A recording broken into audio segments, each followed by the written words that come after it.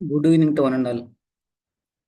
So ఈరోజు service organisation accounts ఎలా చేయాలి అనేది ఒకసారి టాలీలో ఎలా చేస్తామనేది ఒకసారి ఒక చిన్న ప్రాబ్లం చూసి అందులో ఎలా చేస్తారనేది చెక్ చేద్దాము. సో ఇక్కడ మనకి ఇచ్చిన డీటెయిల్స్ ఏంటంటే రామాయణ ఇంటర్మీడియట్ కాలేజ్లో సో వాళ్ళు బిజినెస్ స్టార్ట్ చేశారు. సో దానికి సంబంధించిన స్టూడెంట్స్ జాయిన్ అవుతుంటారు, ఫీజులు పే చేస్తుంటారు. So first installment, second installment ఇలా ఫీజులు పే చేస్తారు. ఫీజులు పే చేసినప్పుడు, స్టూడెంట్స్ పే చేసినప్పుడు మనం అకౌంట్స్ ఎలా చేయాలి అంటే మన టాలీలో ఎలా ఎంటర్ చేసుకోవాలి అకౌంట్స్ అనేది ఈ వీడియోలో చూద్దాం ఒకసారి. సో జనరల్గా ఇక్కడ పైన ఉండే ఈ ఎంట్రీస్ అన్ని మీకు ఆల్రెడీ వచ్చు.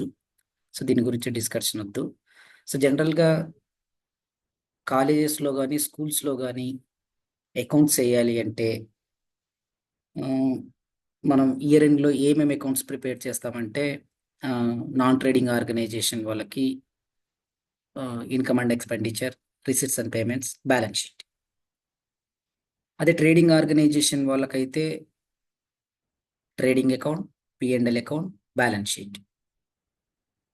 మ్యానుఫ్యాక్చరింగ్ వాళ్ళకైతే manufacturing, trading account, P and L account, balance sheet. ఇది ఆర్గనైజేషన్ బేస్ చేసుకొని చేంజ్ అవుతూ ఉంటుంది. సోల్ ప్రొపరేటర్కి అయితే ఒకలాగా, పార్ట్నర్షిప్కి అయితే ఒకలాగా, జాయింట్ స్టాక్ కంపెనీకి అయితే ఒకలాగా. సో ఇప్పుడు సోల్ ప్రొపరేటర్షిప్లోనే కాలేజ్ స్టార్ట్ అయింది అనుకుందాం. సో అతను నాన్ ట్రేడింగ్ ఆర్ సర్వీస్ కింద ఇది రిజిస్ట్రేషన్ చేసుకొని అకౌంట్స్ చేయాలి అంటే ఎలా చూద్దాం ఒకసారి. సో జనరల్గా ఒక 20-30 స్టూడెంట్స్ ఉంటారు కాలేజ్ అన్నాక, లేదా 50-100 ఉంటారు. సో మనం అన్ని ఎంట్రీస్ చేయాలి అంటే చాలా టైం పడుతుంది, వీడియో కూడా లెంతీ అవుతుంది. సో సింపుల్గా చెప్పాలంటే 6 ఎంట్రీస్ అంతే చాలు. సో ఇక్కడ 6 స్టూడెంట్స్ జాయిన్ అయినారు. ఇది ఇంటర్మీడియట్ కాలేజ్ కాబట్టి CEC, MPC, BiPC. So BiPC లేదు, సిఈసి, ఎంపీసీ, ఎంఈసి పెట్టాం. సో 6 మెంబర్స్ జాయిన్ అవుతారు. జాయిన్ అయినప్పుడు మనం ఫీజు స్ట్రక్చర్ చెప్తాం. సో రిజిస్ట్రేషన్ ఫీజు 3000 ఉంటుంది, admission fee 3000, course fee 6000. So హాస్టల్లో ఉండే వాళ్ళకైతే హాస్టల్ ఫీజు, లేదా నాన్ డే స్కాలర్కి అయితే బస్సు. డే స్కాలర్కి అయితే బస్సు ఉంటుంది, నాన్ డే స్కాలర్ అయితే హాస్టల్ ఉంటుంది. సో ఇక్కడ రామా అనే ఒక student CEC second year join అయినాడు. Non day scholar fees, non day scholar fees ఎలా ఉంటుందంటే registration fees, admission fees, course fees, exam fees, ఇవన్నీ కామన్. ఈ 4 కామన్గా ఉంటాయి ప్రతి స్టూడెంట్కి. సో తన డే స్కాలర్ అయితే బస్ ఫీజు ఉంటుంది, నాన్ డే స్కాలర్ అయితే హాస్టల్ ఫీజు ఉంటుంది. సో టాలీలోకి వెళ్తే ఎంట్రీ ఎలా వేసుకుంటామంటే ఇక్కడ ఫస్ట్ మనకి receipts and payments account, income and expenditure, balance sheet prepare చేయాలి అని చెప్పాను నాన్ ట్రేడింగ్ ఆర్గనైజేషన్కి. సో ఇక్కడ పిఎండ్ఎల్ అకౌంట్ కామన్గా ఉంది. ఇక్కడ చూస్తే పిఎండ్ఎల్ అకౌంటే ఉంది. దీన్ని మార్చాలి అంటే మనం గోటుకి వెళ్ళి ఆల్టర్ మాస్టర్, లెడ్జర్, ఇక్కడ ప్రాఫిట్ అండ్ లాస్ అకౌంట్ ఇది ఓపెన్ చేస్తే ఇక్కడ ఉంది. So profit and loss account బదులుగా ఏం రావాలంటే use as income and expenses account, ఈ ఆప్షన్ ఎస్ పెట్టుకో. సేవ్ చేస్తున్నా, control A, escape, escape. So ఇక్కడ ఇన్కమ్ అండ్ ఎక్స్పెండిచర్ వచ్చింది. So profit and loss account బదులుగా ఏముండాలి అంటే ఇన్కమ్ అండ్ ఎక్స్పెన్సెస్ అకౌంట్. ఎందుకంటే మనం ప్రిపేర్ చేసేది ట్రేడింగ్ అకౌంట్స్ కాదు, non trading accounts. So non trading అకౌంట్స్లో income and expenditure, receipts and payments, balance sheet ఉండాలి. సో పిఎండ్ఎల్ అకౌంట్ ఇన్స్టెడ్ ఆఫ్గా మనం ఏం తీసుకున్నామంటే ఇన్కమ్ అండ్ ఎక్స్పెండిచర్ అకౌంట్ తీసుకున్నాం. సో యాజ్ యూజువల్గా కంపెనీ క్రియేషన్ నేను ఆల్రెడీ చేసి పెట్టాను, ఒకసారి చూపిస్తాను. ఇదిగో రామాయణ ఇంటర్మీడియట్ కాలేజ్, ఇవన్నీ. ఇక డేట్స్ గురించి ఒక వీడియో చేస్తాను మళ్ళీ. సో ఇక్కడ యాస్టీస్గా వచ్చింది. ఇక్కడ ఫ్యూచర్స్ చూసుకోవాలి అంటే మీరు కంపెనీ క్రియేట్ చేసిన తర్వాత ఫీచర్స్ వస్తాయి కదా, ఫీచర్స్లో ఏమేమి వేసి పెట్టాలి అంటే మెయింటైన్ అకౌంట్స్ అనేది యాజ్ యూజువల్గా వేసి ఉండాలి. ఎందుకంటే మనకి రిపోర్ట్స్ రావాలి కాబట్టి, రిపోర్ట్స్ డిస్ప్లే అవ్వాలి కాబట్టి మెయింటైన్ అకౌంట్స్ వేసి ఉండాలి. ఎనేబుల్ బిల్ వైజ్ బిల్ అనేది ఇది ఎస్ ఆర్ నో అనేది నెక్స్ట్ ఇంకొక దాంట్లో మనం చెక్ చేద్దాం. ఇక్కడ కాస్ట్ సెంటర్స్ అనేది వేసి పెట్టండి. సో కాస్ట్ సెంటర్ అంటే పేరులోనే ఉంది, కాస్ట్ని సెగ్రిగేట్ చేయడం, కాస్ట్ని సెంటర్ వైజ్గా డివైడ్ చేయడం. ఇప్పుడు ఫర్ ఎగ్జాంపుల్ మనము రెంట్ పే చేసాము, లేదా ఎలక్ట్రిసిటీ బిల్, మనకు ఒక 4 షాప్స్ ఉన్నాయి. 4 షాప్స్ మనం రెంట్కి తీసుకున్నాము. సో రెంట్ పెయిడ్ రాసుకుంటాము. బట్ ఏ షాప్కి ఎంత ఖర్చు అయిందో మనకి తెలియాలి డీటెయిల్డ్గా అంటే దాన్ని సెగ్రిగేట్ చేసుకుంటూ వస్తాం. అంటే రిసిప్ట్కైనా పేమెంట్కైనా అమౌంట్ స్ప్లిట్ అవ్వాలి. మనం పే చేసే అమౌంట్ అయినా మనం కలెక్ట్ చేసే రిసిప్ట్ అయినా స్ప్లిట్ అవ్వాలి అమౌంట్. అంటే కట్ రావాలి అంటే కాస్ట్ సెంటర్ ఎస్ పెడతాం. సో ఈ ప్రాబ్లంలో మనకు అది యూజ్ అవుతుంది. ఎలా అనేది చూపిద్దాం. సో కాస్ట్ సెంటర్ అనేది ఎస్ పెట్టాను. సో ఏ ప్రాబ్లంకి ఏ ఆప్షన్ ఎస్ పెట్టాలి అనేది గుడ్డిగా బైకాట్ చేయకుండా ఆ ప్రాబ్లంలో ఉండే నెసెసిటీని బట్టి నీడ్ని బట్టి మనం ఆప్షన్స్ ఎస్ఆర్ను పెట్టుకుంటాం. ప్రీవియస్గా చేసిన ఏ దానికి మనం ఎస్ఆర్ పెట్టలేదు. సో దీంట్లో ఎస్ ఎందుకు అనేది నెక్స్ట్ చెప్తాను. సో ఇన్వెంటరీ ఉంటుందా అంటే నో. ఎందుకంటే మనం నాన్ ట్రేడింగ్ ఆర్గనైజేషన్ అకౌంట్స్ చేస్తున్నాం కాబట్టి ఇన్వెంటరీ ఉండదు. జిఎస్టీ ఉంటుందా అంటే నో. జిఎస్టీ ఎగ్జంప్షనే. సో ఇందులో మనం పెట్టాల్సింది ఏమేమి ఆప్షన్స్ అంటే maintain accounts yes, cost centres yes, అంతే. సో నేరుగా ఓచర్స్కి వెళ్తాం యాజ్ యూజువల్గా.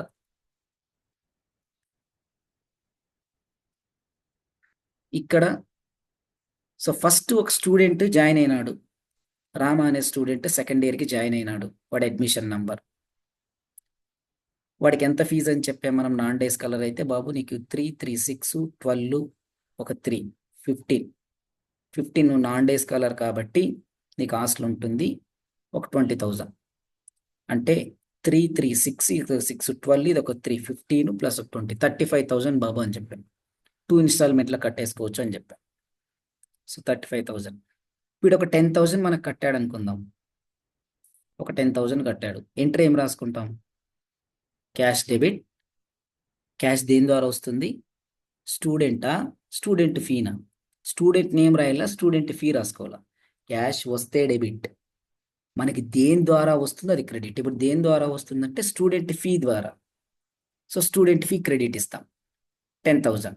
యాక్చువల్గా ఇప్పుడు ఇవ్వాల్సింది 35,000. ఇంకెంత బ్యాలెన్స్ ఉంది అంటే చెప్పలేం మనం. దానికి ఎంట్రీ పర్లేదు, డ్యూ ఎంట్రీ పర్లేదు. సో ఫస్ట్ కాలేజ్ అకౌంట్స్ చేసేటప్పుడు కానీ స్కూల్ అకౌంట్స్ చేసేటప్పుడు కానీ మనం స్టూడెంట్ జాయిన్ అయిన వెంటనే డ్యూ ఎంట్రీ వేస్తే మనకి ఈజీగా ఐడెంటిఫై చేయొచ్చు. సో అది ఎలా అంటే డ్యూ ఎంట్రీస్ అన్ని మనకి F7 జోర్నల్లో వేసుకుంటాం. ఇక్కడ డెబిట్, క్యాష్ వచ్చిన డెబిటే, రావాల్సిన డెబిటే. ఫస్ట్ రావాల్సిన డ్యూ అంటే రావాల్సి ఉంది లేదా పే చేయాల్సింది. స్టూడెంట్స్ ఫీజు మనకి రావాల్సి ఉంటుందా, పే చేయాల్సి ఉంటుందా? రావాల్సి ఉంటుంది. సో డ్యూ ఎంట్రీ అంటే రావాల్సి ఉంది రిసిప్ట్ పరంగా. పేమెంట్ పరంగా డ్యూ ఎంట్రీ అంటే పే చేయాల్సింది. సో ఇప్పుడు రిసిప్ట్ పరంగా మనకి ఎందుకు రిసిప్ట్ అవుతుందంటే స్టూడెంట్స్ అందరూ మనకి ఫీజు ఇవ్వాలి కాబట్టి రిసిప్ట్. సో రిసిప్ట్ పరంగా మనకు రావాల్సింది క్యాష్ వచ్చిన డెబిటే, రావాల్సిన డెబిటే. ఎవరి దగ్గర నుంచి రావాలి? రామా దగ్గర నుంచి. సో ఎంట్రీ ఏం రాస్తాం? Rama account debit, student fee credit. Student fee అనేది మనకి ఇన్కమ్. స్టూడెంట్ ఫీ అనేది ఇన్కమ్. ఒకవేళ క్యాష్ వచ్చిందంటే cash debit, student fee credit. Income ఎలా అవుతుంది అంటే మన బిజినెస్లోకి క్యాష్ ఇన్ఫ్లో. ఇక్కడ బిజినెస్ అంటే ట్రేడింగ్ అవ్వచ్చు, నాన్ ట్రేడింగ్ అవ్వచ్చు. స్కూలు కాలేజెస్లో నాన్ ట్రేడింగ్ నేచర్. సో ఏ ఆర్గనైజేషన్లో అయినా మీరు ఈజీగా ఐడెంటిఫై చేయాలి గ్రూప్స్ అంటే అది ఇన్కమా, ఎక్స్పెన్సా, అసెట్టా, లైబిలిటీని ఐడెంటిఫై చేయడమే. సో ఇక్కడ ఇన్కమ్, లైబిలిటీ ఒక నేచర్ అని చెప్పుకున్నాం క్యాష్ ఇన్ఫ్లో అయినప్పుడు. ఎక్స్పెన్సెస్, అసెట్ ఒక నేచర్ అని చెప్పుకున్నాం క్యాష్ అవుట్ఫ్లో అయినప్పుడు. ఇప్పుడు స్టూడెంట్ ఫీజు కడితే మనకి క్యాష్ ఇన్ఫ్లోనా, అవుట్ఫ్లోనా? ఇన్ఫ్లో. ఈ వచ్చిన క్యాష్, స్టూడెంట్స్ ఫీ ద్వారా వచ్చిన క్యాష్ మన దగ్గరే ఉంటుందా, మళ్ళీ రీపే చేయాలా? మన దగ్గరే ఉంటుంది కాబట్టి ఇన్కమ్. లేదు మళ్ళీ మనం తిరిగి రీపే చేయాలి అంటే లైబిలిటీ. సో ఎక్కడ స్టూడెంట్స్ ఎవరైనా సరే ఫీజు పే చేశారు కాలేజెస్ కంటే అది ఇన్కమే. సో మనకు వస్తుంది ఇన్కమ్ నుంచి లెడ్జర్ ఇన్కమ్. సో ఎక్రూవల్ కాన్సెప్ట్ ఏ ఇయర్ ఇన్కమ్ ఆ ఇయర్లోనే ఉండాలి. అది వచ్చినా రాకపోయినా. సో ఫస్ట్ ఇతను ఇవ్వాల్సినట్టు రాసుకుంటాం మనం. సో ఇచ్చిందంటే cash debit, student fee credit. ఇవ్వాల్సినట్టు రాసుకుంటున్నాం కాబట్టి ఎవరి దగ్గర నుంచి రావాలి? Rama debit, student fee credit. ఒకవేళ క్యాష్ ఇస్తే cash debit, student fee credit. ఇవ్వాల్సినట్టు రాసుకుంటున్నాం. ఎందుకు డ్యూ ఎంట్రీ రాస్తున్నాం అనే దానికి రీజన్ నెక్స్ట్ దొరుకుతుంది. సో డెబిట్ రామ అనే లెడ్జర్ లేదు క్రియేట్ చేస్తున్నాం. Alt C, yes Rama. ఇక్కడ ఒకవేళ ఎస్ రామ అనే స్టూడెంట్ ఇంకెవరైనా ఉండొచ్చు. అప్పుడు మనం ఐడెంటిఫై చేయలేము. సో అందుకే ఈ అడ్మిషన్ నెంబర్ ఇద్దాం 2021-003. అడ్మిషన్ నెంబర్ మారదు కదా, 2021-003.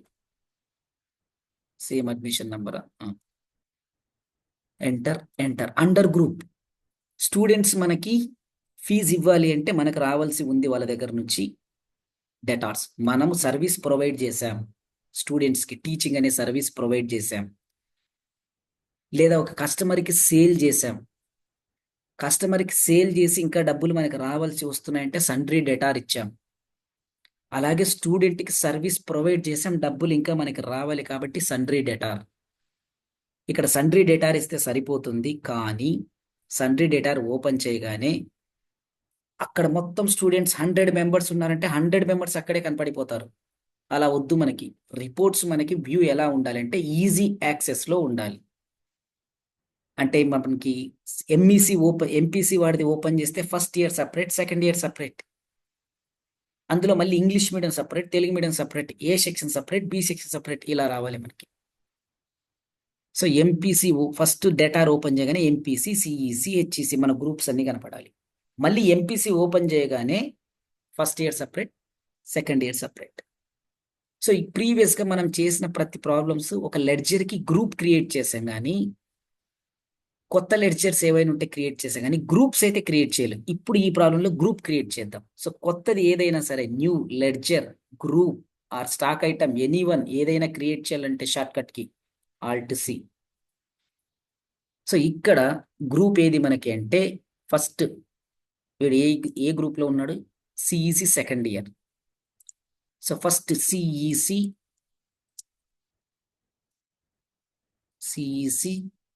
Second year, enter. CEC second year open చేస్తేనే ఉండాలంటే సిఈసి ఉండాలి. సో సిఈసి అనే గ్రూప్ ఉందా మనకి? లేదు, క్రియేట్ చేస్తున్నాం. మళ్ళీ Alt+C, సిఈసి ఓపెన్ చేయగానే ఏం రావాలంటే సండ్రీ డేటార్స్ అనేది మన దగ్గర ఉంది. ఎంటర్, సేవ్, మళ్ళీ సేవ్ అగైన్. ఇదిగో ఇక్కడ ఓపెన్ చేస్తున్నాం. సిఈసి సెకండ్ ఇయర్ దేని కింద ఉందంటే సిఈసికి. సేవ్. టోటల్గా వీడు ఎంత ఇవ్వాలి మనకి? రామా అనే స్టూడెంట్ అంటే 35,000, ఎందుకంటే non day scholar. Day scholar అయితే బస్ ఫీజు పడుతుంది. సో నాన్ డే స్కాలర్ కాబట్టి బస్ ఫీజు ఉండదు, హాస్టల్ ఫీజు ఉంటుంది. సో 35,000 ఇక్కడ వేసేస్తున్నాం. ఇవ్వాల్సింది మొత్తం రాసేసుకుంటున్నాం first. Enter. So cost centres పెట్టామైనా రాలేదు కాబట్టి ఒకసారి కంట్రోల్ ఎంటర్ కొడుతున్నాను. ఇక్కడ కాస్ట్ సెంటర్ F11లోనేమో మనం కాస్ట్ సెంటర్ సెస్ పెట్టాం. సో ఇదిగోండి కాస్ట్ సెంటర్ సెస్. అయినా ఇక్కడ ఆప్షన్ రాలేదు అంటే ఒక్కసారి మీరు ఎక్కడ వెళ్తారంటే కాస్ట్ సెంటర్ సెస్ పెట్టి అయినా కూడా మనకి డేటార్స్ లెడ్జర్ని క్రియేట్ చేసేటప్పుడు ఇక్కడ కాస్ట్ సెంటర్స్ ఎస్ అనే ఆప్షన్ లేదు అంటే మనం చేయాల్సింది కాన్ఫిగర్. ఇదిగో ఇక్కడ సెట్టింగ్స్ ఉన్నాయి కదా, F12 కాన్ఫిగర్లోకి వెళ్తే ఇక్కడ మోర్ ఆప్షన్స్ ఎస్ పెట్టి apply cost centre for ledgers ఈ ఆప్షన్ ఎస్ పెట్టుకోండి. Apply cost centre for ledgers, yes, enter, save. ఇదిగో ఇప్పుడు కాస్ట్ సెంటర్స్ ఆర్ అప్లికబుల్ వచ్చింది. డిఫాల్ట్గా వస్తుంది F11లో ఎస్ పెడితే. ఇన్ కేస్ రాకపోతే F12కి వెళ్ళి applied cost centres for ledgers అనే ఆప్షన్ ఎస్ పెడితే ఇక్కడ మీకు కాస్ట్ సెంటర్స్ అప్లికబుల్ వచ్చింది. ఎస్ చేసాం, సేవ్. So enter. ఇక్కడ వచ్చింది చూడండి 35,000కి కాస్ట్ సెంటర్స్. ఈ 35,000 అనేది ఏంటి మనకి? ఫీ పర్టికులర్స్లో స్ప్లిట్ అయింది కదా అమౌంట్. ఇందాకే చెప్పాను, కాస్ట్ సెంటర్స్కి ఏం చేయాలి అంటే రిసిప్ట్కైనా పేమెంట్కైనా అమౌంట్ స్ప్లిట్ కావాలి అనుకుంటే కాస్ట్ సెంటర్ పెట్టుకుంటాం. మనకి 35,000 చాలు. అది రిజిస్ట్రేషన్ ఫీజు ఎంత ఉంది, అడ్మిషన్ ఫీజు ఎంత, కోర్స్ ఫీజు ఎంత, హాస్టల్ ఫీజు ఎంత, ఆ డీటెయిల్స్ ఏం అక్కర్లేదని మన కాలేజ్ మేనేజ్మెంట్ చెప్తే నేరుగా కాస్ట్ సెంటర్స్ తీసేసి 35,000 వేసేయచ్చు. లేదు బాబు, నాకు రిజిస్ట్రేషన్ ఫీజు ఎంతమంది కట్టారు, అడ్మిషన్ ఫీజు ఎవరైనా పెండింగ్ ఉన్నారా, హాస్టల్ ఫీజు ఇంకెవరైనా పెండింగ్ ఉన్నారా, బస్ ఫీజు ఎవరైనా పెండింగ్ ఉన్నారా అని నాకు డీటెయిల్డ్గా మనం కలెక్ట్ చేసే ఫీజులో డీటెయిల్డ్గా హెడ్ వైజ్గా సపరేట్గా ఉండాలి అనుకుంటే కాస్ట్ సెంటర్. 35,000లో అమౌంట్ స్ప్లిట్ అయింది కదా, రిజిస్ట్రేషన్ ఫీజు అని, అడ్మిషన్ ఫీజు అని. సో అలా స్ప్లిట్ అయినప్పుడు కాస్ట్ సెంటర్, అది రిసిట్ అయినా పేమెంట్ అయినా. సో ఇప్పుడు రిసిట్ 35,000 అమౌంట్ స్ప్లిట్ అయింది కాబట్టి సో మనం ఏం చేస్తామంటే కాస్ట్ సెంటర్ అప్లై చేసాం. ఇందులో రిజిస్ట్రేషన్ ఫీజు ఎంత ఉంది? 3000.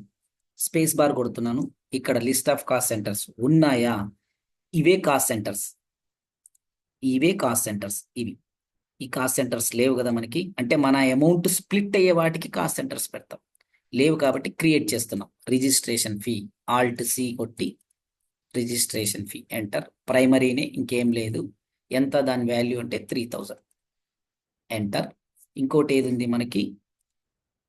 Admission fee 3000.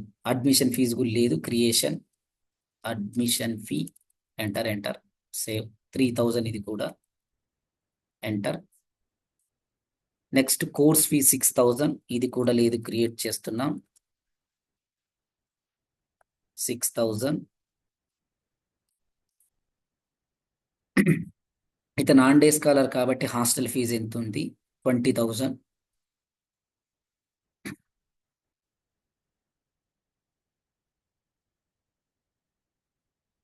20,000. Next exam fees, examination fee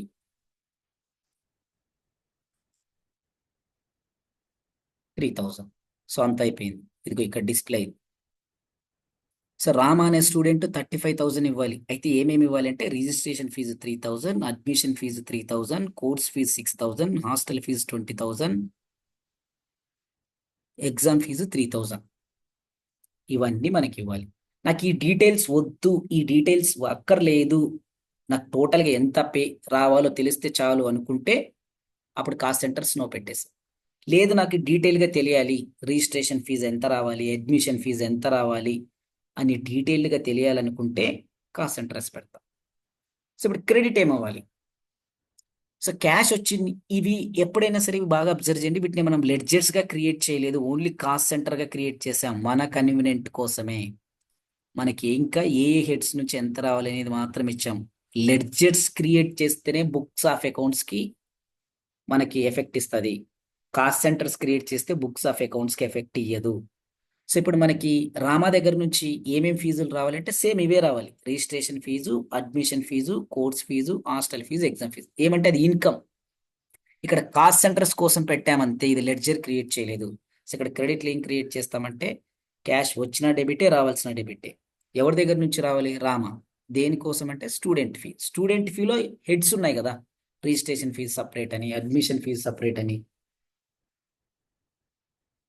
so కాబట్టి ఇక్కడ మళ్ళీ ఆల్ట్ సి, ఇది లెడ్జర్, మళ్ళీ registration fee enter. Indirect income, ఎందుకంటే మనకి పిఎండ్ఎల్ అకౌంట్ కి ఆపోజిట్ గా ఉండేదే, అంటే పిఎండ్ఎల్ అకౌంట్ కి ఈక్వల్ గా ఉండేదే income and expenditure. Trading account ఉన్న చోట మాత్రమే డైరెక్ట్ ఇండైరెక్ట్ ఐటమ్స్ ఉంటాయి. ఇక్కడ ట్రేడింగ్ అకౌంట్ ఉండదు, ఎందుకంటే నాన్ ట్రేడింగ్ ఆర్గనైజేషన్. సో ఇక్కడ మనం పిఎండ్ఎల్ అకౌంట్ కి ప్యారలల్ గా, పిఎండ్ఎల్ అకౌంట్ కి ఈక్వల్ గా ప్రిపేర్ చేసేది ఇండైరెక్ట్ ఎక్స్పెన్సెస్, అదే income and expenditure. So P and L account లో ఏం రాస్తాం? Indirect incomes, indirect expenses. So indirect incomes. ఇక్కడ కాస్ట్ సెంటర్ అవసరమా అంటే నో. రిజిస్ట్రేషన్ ఫీజులో మళ్ళీ మనకి అమౌంట్ స్ప్లిట్ అవసరమా? అక్కర్లేదు. టోటల్ గా అతని దగ్గర నుంచి రావాల్సిన అమౌంట్ లో 35,000 లో అయితే స్ప్లిట్ అవ్వాలి, ఏ దానికి ఎంత అని. మళ్ళీ రిజిస్ట్రేషన్ ఫీజులో ఈ 3,000 లో ఇంకా స్ప్లిట్ ఉందా అంటే లేదు, కాబట్టి నో పెడతాం. సో అమౌంట్, మనకు వచ్చే అమౌంట్ ఆర్ మనం పే చేసే అమౌంట్ స్ప్లిట్ అవ్వాలి, విడివిడిగా చూపించాలి, సపరేట్ గా ఉండాలి అనుకుంటేనే కాస్ట్ సెంటర్ సెస్, లేదంటే నో. దీనికి అక్కర్లేదు కాబట్టి నో పెట్టేశాను. సో ఎంత రిజిస్ట్రేషన్ ఫీజు అంటే 3,000 ఎంటర్. మళ్ళీ క్రెడిట్, ఇవి ఇన్కమ్స్ కాబట్టి credit. So admission fee enter enter. Indirect ఇన్కమ్సే సేవ్. ఎంత అడ్మిషన్ ఫీజు? 3,000 enter enter. మళ్ళీ course fee,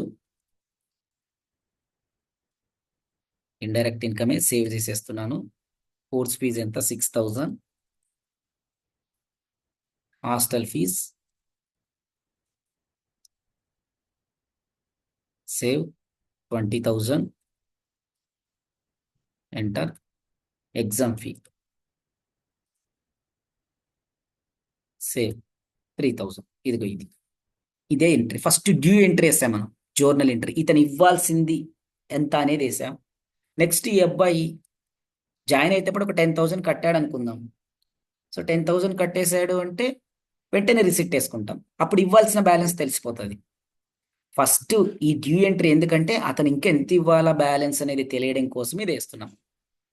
first cash debit, student fee లేదా registration fees, admission fees, credit ఇచ్చేసామంటే అతను ఇంకెంత ఇవ్వాలి మనకు తెలుసు. అప్పటికైతే తెలుసు 35,000లో 10,000 పే చేస్తే 25,000 ఇంకా ఇవ్వాలి అని.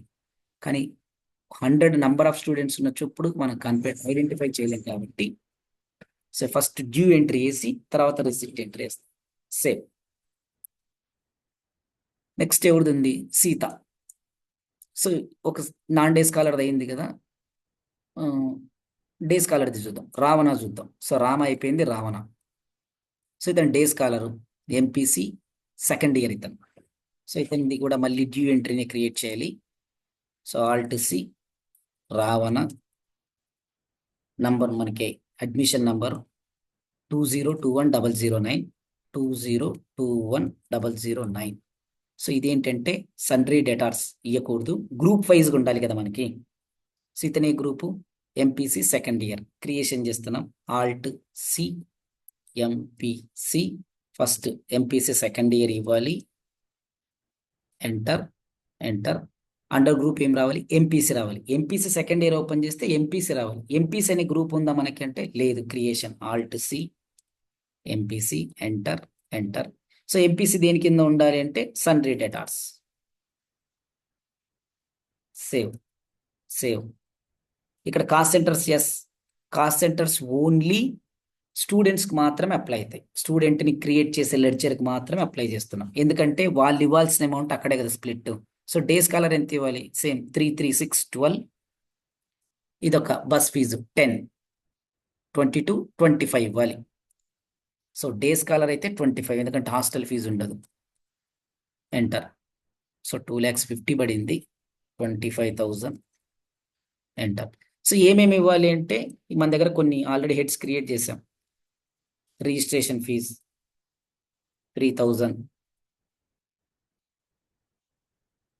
Admission fees 3,000, course fees 6,000. ఇక్కడ హాస్టల్ ఫీజు లేదు, బస్ ఫీజు రావాలి మనకి. బస్ ఫీజు లేదు కాబట్టి క్రియేట్ చేస్తున్నాం. 10,000, ఎగ్జామ్ ఫీజ్ 3,000. సో రావణ అనే స్టూడెంట్ ఇది ఇవ్వాలి. సో క్రెడిట్ ఏంటంటే ఇన్కమ్స్ ఏంటి మనకి? ఓన్లీ స్టూడెంట్ ఫీ పెట్టొచ్చు, బట్ ఆ హెడ్ వైజ్ కావాలి కాబట్టి సేమ్ ఇదే ఆల్రెడీ క్రియేట్ చేసాం. రిజిస్ట్రేషన్ ఫీజ్ 3,000, మళ్ళీ అడ్మిషన్ ఫీజ్ 3,000, మళ్ళీ course fees. So course fees 6,000. ఇక్కడ బస్ ఫీజ్ లేదు కాబట్టి క్రియేట్ చేయాలి బస్ ఫీ. సో ఇది ఇండైరెక్ట్ ఇన్కమ్ మనకి. ఇవి హెడ్స్ ఇన్కమ్స్. సో ఇక్కడ కాస్ట్ సెంటర్ వద్దు, అక్కర్లేదు. 10,000. So exam fee 3,000. Enter, enter, enter. So ఇలా ఎంతమంది స్టూడెంట్స్ జాయిన్ అయితే అంతమంది స్టూడెంట్స్కి ఫస్ట్ డ్యూ ఎంట్రీస్ వేయాలి. నేను జస్ట్ ఎగ్జాంపుల్కి 2 వేసాను.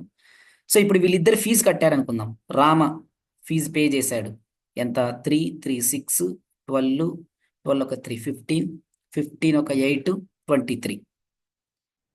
సో 3, 3, 6, 6, 6, 12, 12 ఒక 8, 20, 23,000 పే చేశాడు. రామ అనే స్టూడెంట్ 23,000 పే చేశాడు. క్యాష్ వస్తుంది కదా, త్రూ క్యాష్ అన్నాడు. రిసిప్ట్లో వేయాలి. సో రిసిప్ట్కి వెళ్తున్నాం. క్రెడిట్ ఎవరు కావాలి? రామ. ఎంటర్. ఎంత ఇస్తాడు? 23,000.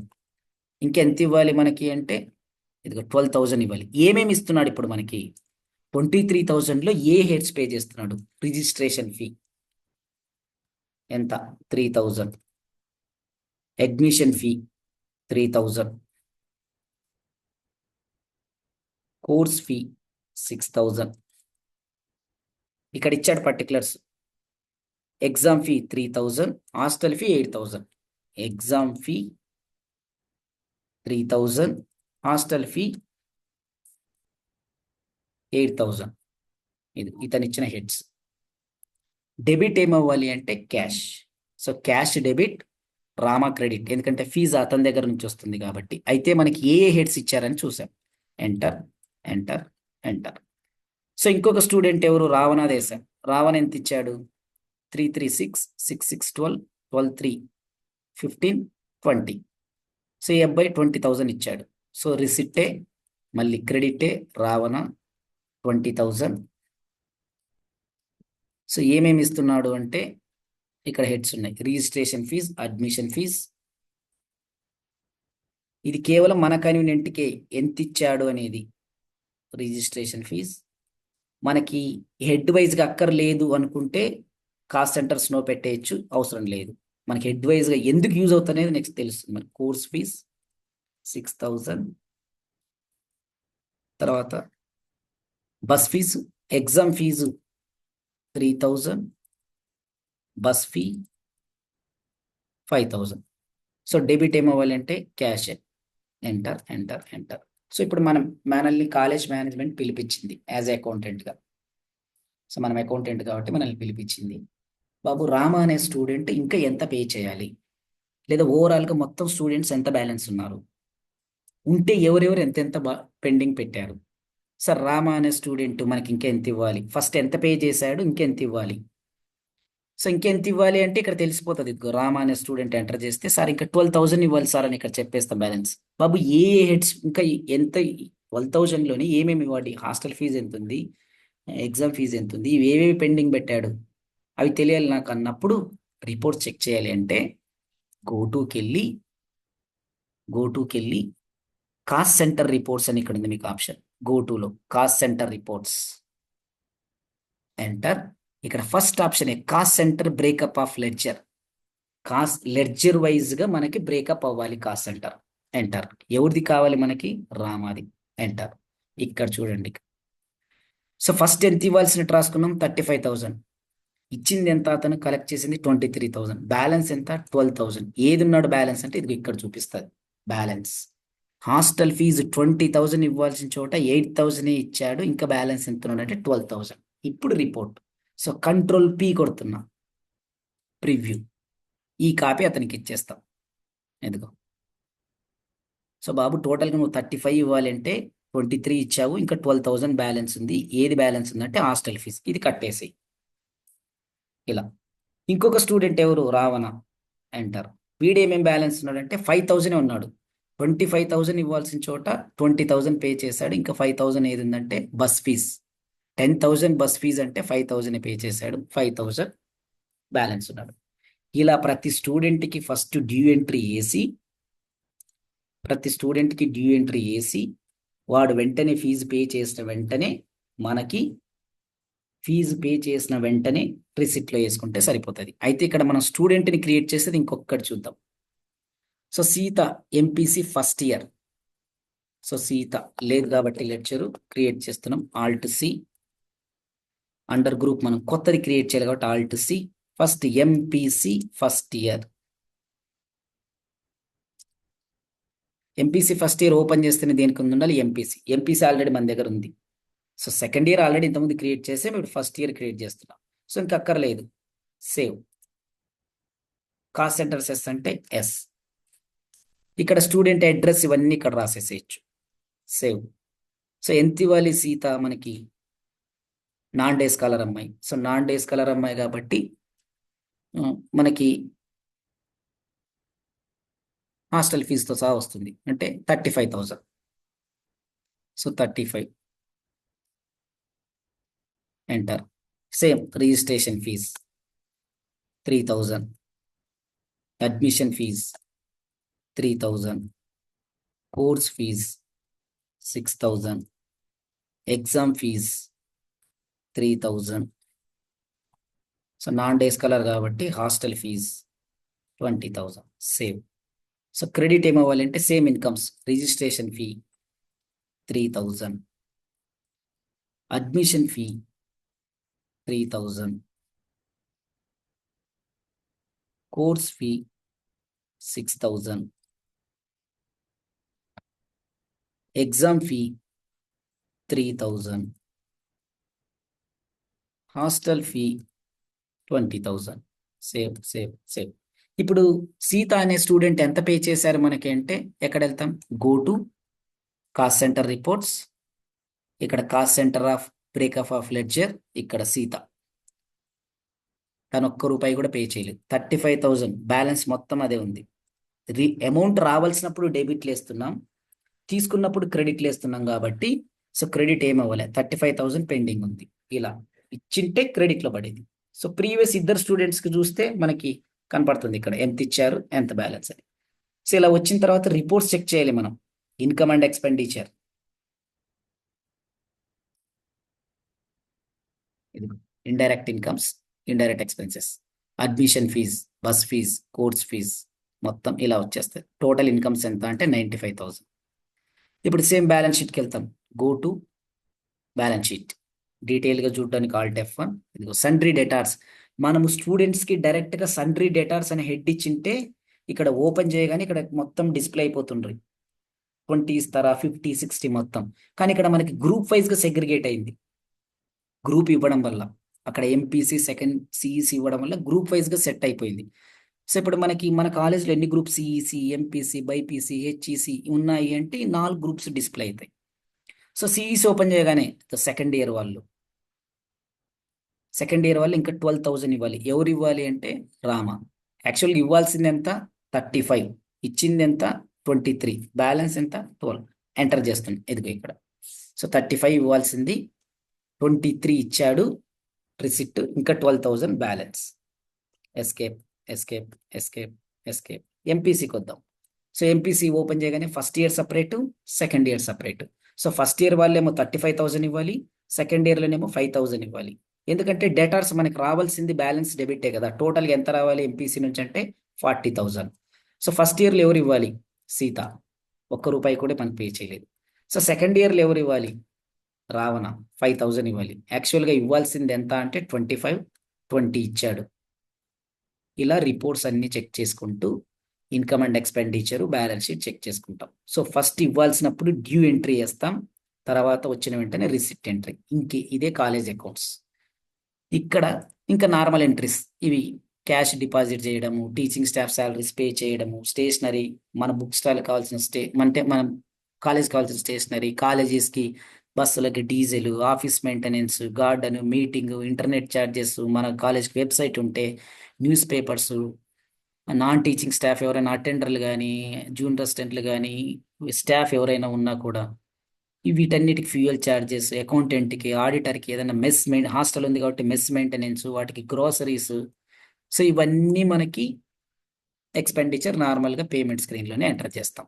సో దీంట్లో ట్రీట్మెంట్ డిఫరెంట్గా ఉండేది ఏంటంటే మనకి స్టూడెంట్ జాయిన్ అయిన వెంటనే డ్యూ ఎంట్రీ, అతను అమౌంట్ ఇచ్చినప్పుడు రిసిప్ట్ ఎంట్రీ, అతను ఇంకెంత బ్యాలెన్స్ ఉందో చెక్ చేయాలంటే కాస్ట్ సెంటర్. సో ఇది స్కూల్స్ కానీ కాలేజెస్ కానీ అప్లికబుల్ అయ్యే